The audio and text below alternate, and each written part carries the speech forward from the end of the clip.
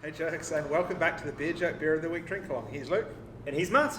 And today we're drinking a beer from our mates at Urbanaut Brewing. Now, Urbanaut are a beer that is... Urbanaut a beer? I'll take over. So Urbanaut's a brewery down the other end of the Auckland Beer Mile. So about, whoops. Why can you This never is pour going beer terribly. fully? I just get excited. I just want it to be in the It's glass. a very exciting time. So Urbanaut are in Morningside. They're not in Kingsland, despite what it may sound lots of their cans. Luke, as someone who lives in Kingsland, has very strong feelings about this. Oh, I just have strong feelings about geography. You've got strong feelings. So they're next door to Morningside train station, which is a fantastic part of Auckland. Cheers. Cheers. And they kicked off, 4 years ago maybe? Oh, more. 5, Yeah, it must have been at least 4, because 4.5 years ago I was working out of Urbanaut's basement when I first started at Beer Joke. Yeah, so we met the Urbanaut team just as they were moving into their building and getting things set up. It's a really awesome team of 3 guys. So Bruce and Thomas and Simon that started Urbanaut, who will bring a diverse range of skills. And Bruce is the head brewer, so he was working at Fuller's and then Meantime in Britain, and then he came home to New Zealand and decided to kick off a brewery with his mates that were professionals that worked in construction and property development. So a really good team of people. So I was just looking for some more space for Beer Jet to store all our beers. So I just wondered, is this building one day to see if we could stick a shipping container in there to store some beers. And they said they were opening a brewery. So pretty soon after that, we moved in downstairs at Urbanaut, and they were upstairs, and we were there for probably a year, I think. So I was there for about 5.5 months before we moved into our new location at the Fridge and Flagon. Yeah. But it's really cool to see the way that the brewery's developed in those last 4.5 years.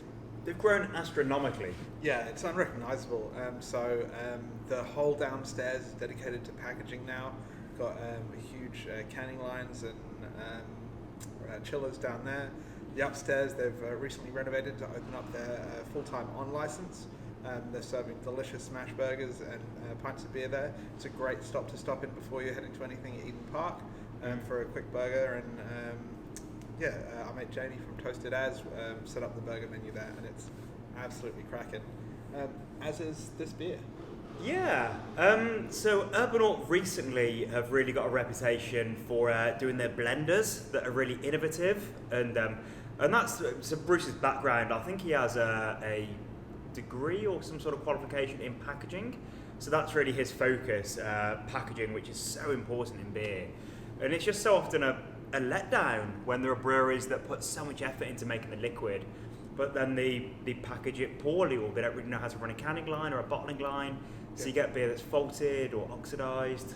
Yeah, and it's one of the main reasons why you can see completely different variations from drinking on site versus in can at some breweries, is that focus on packaging.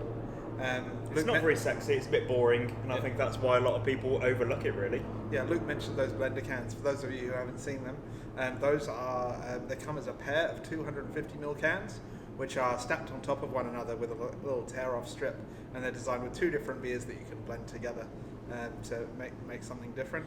But they've been doing all sorts of interesting experimentation. They've got a toasted marshmallow hazy IPA, their living beer series, which is all can conditioned, which is another speciality that's coming from Bruce's focus on packaging. But this here is a Brut double IPA. Now, Urbanaut are one of, if not the only breweries, I think, in New Zealand who really nailed the Brut IPA style when they released Copacabana. It was kind of a bit of a flash in the pan a couple of years ago, and a lot of people, I think, did it badly and didn't know what they were doing. But Urbanaut really nailed that, and Copacabana became one of their core beers. And they followed that trend on with Miami Brut, which is now one of their core lagers, which is one of my favourite lagers in the country. It's just this really nice, bright, dry, tropical, hoppy lager. And then they followed this up now with going the other end of the spectrum with a double IPA. And Brut basically means that it's a really dry beer, so often they'll use an enzyme which breaks down all of the fermentable material so that the yeast can access it to create a really nice, dry, clean beer.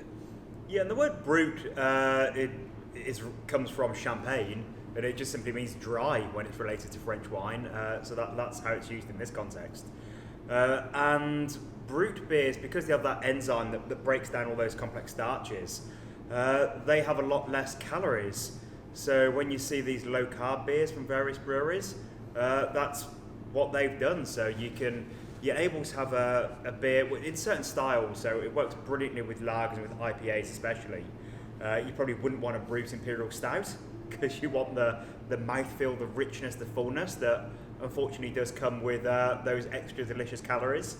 But a beer like this, you are not missing out on anything, even though this is technically a lower calorie beer. Yeah, well, the 8% is probably still putting a few calories back in there. Alcohol doesn't come without calories by itself. Yeah. They're really nailed that style of those hoppy brut beers.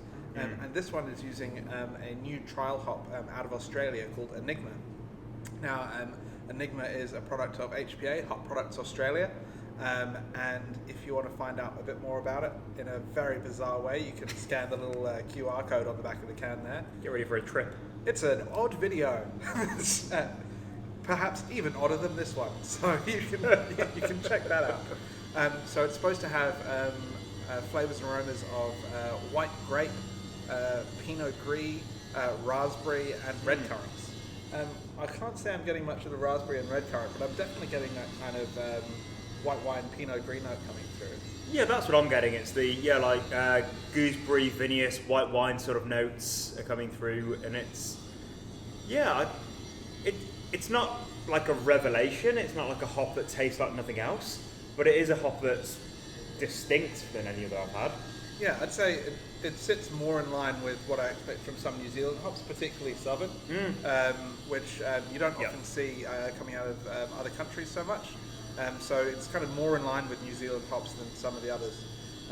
It's actually a variety of the traditional noble hop Tettnang out of Germany and an undisclosed American hop. So I'm not sure what it's been cross-pollinated with to create this new variety. But some noble hop parentage in there as well as something modern and American. I think this beer is doing exactly what it's supposed to do. It's really nice, light, bright, fruity. It's got a little bit of booze there, but nothing that's kind of leaving you hot or anything like that. Just a really nice, drinkable double IPA. Yeah, it's a really, really well-made IPA, and I love beers like this. I love beers that really champion a single hop, and you get to experience what that single ingredient tastes like, which was it was a bit of a trend years ago that you would have these single hop or even these smash beers, so single malt and single hop beers, which it's difficult to make a good beer when you're so limited with ingredients, depending on the style that you're doing. So really good experience just to explore this new Enigma wrapped in a beer, wrapped in a can. Yeah, so that's delicious, and as Luke said, you can check this out not only in this mixed case, but this weekend. On Auckland Beer Week on the Beer Mile. Good segue. This coming week is Auckland Beer Week. So Marie, who's a volunteer actually, does a brilliant job at putting together Auckland Beer Week every year for very little thanks. Yeah, really. Thanks Marie. Yeah, thanks Marie. So if you see her out and about in the next week, buy her a beer, give her a bit of a big thank you. So there's all sorts of stuff happening all over Auckland. Especially on the Auckland Beer Mile. So on Saturday, coming up, we've got the Great Auckland Beer Mile Day Out. So there's 7 venues up and down the Beer Mile. There's going to be different beer launches and releases. There's going to be live music, food specials. It's a really good opportunity to wander out and see all 7 venues. Or maybe just a few of the venues, because drinking in 7 different places can... Depends on your stamina. If you're feeling strong, go for it. Yeah.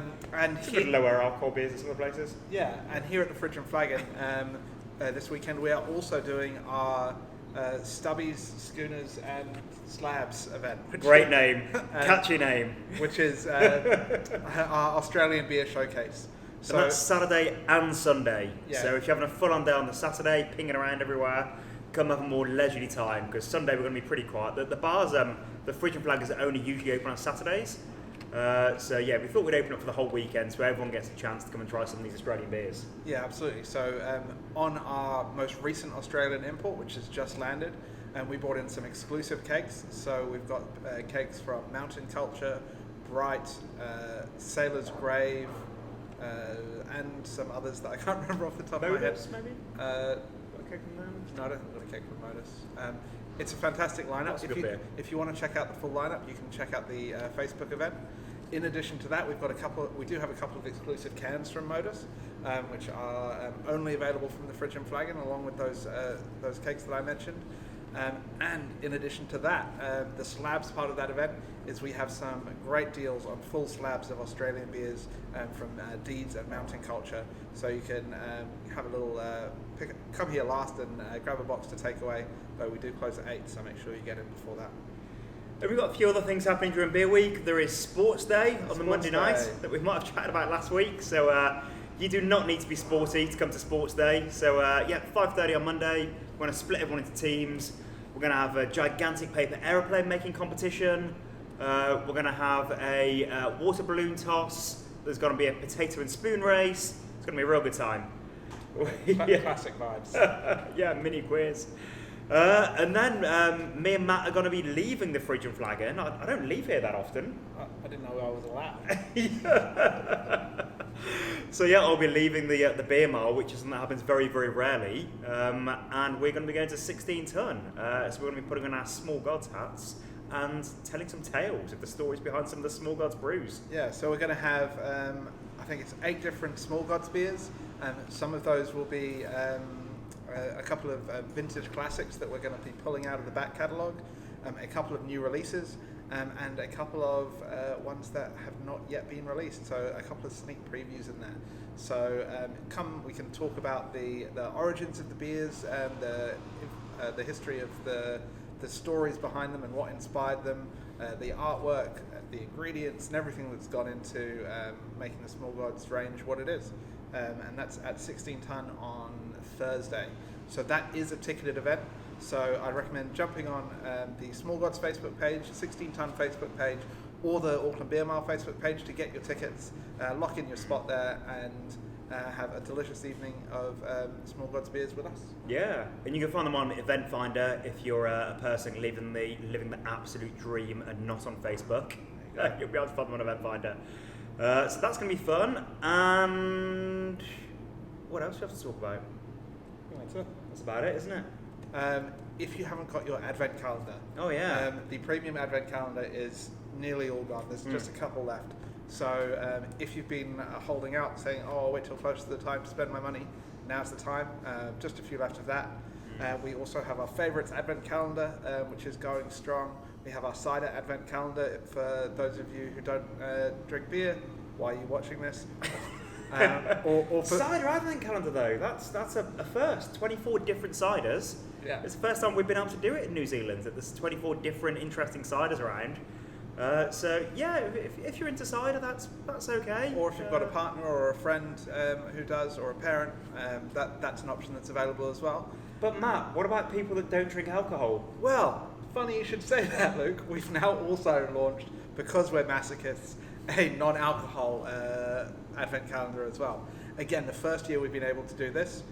So this is actually, we have got every non-alcoholic beer in New Zealand that we're aware of, as well as a couple of others.